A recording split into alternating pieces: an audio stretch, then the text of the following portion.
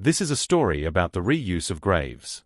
Some people are disgusted by the topic, and certainly will be if they watch this and some cemetery footage later in the video.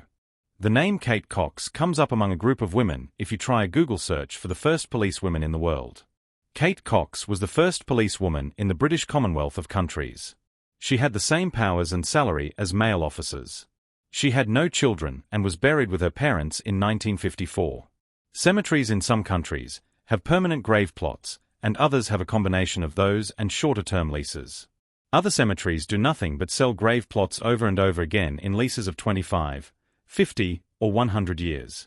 It depends on space available in the cities. Cemeteries have to make money, and cannot always rely on a huge investment fund. So some cemeteries reuse graves. Sadly, this is what happened to the Cox family not too long ago. This was their headstone. Some cemeteries use a lift and deepen technique to bury people lower so that the grave can be reused. The cemetery where Kate Cox was buried has been transformed from an historic place to a modern one. It doesn't fit the criteria for heritage listing at the moment. Her grave and headstone was among these in the photo, but that area was almost all dug up in recent years since the leases expired. Another historic section is beginning to be transformed slowly too. You'll see this in upcoming videos on this channel.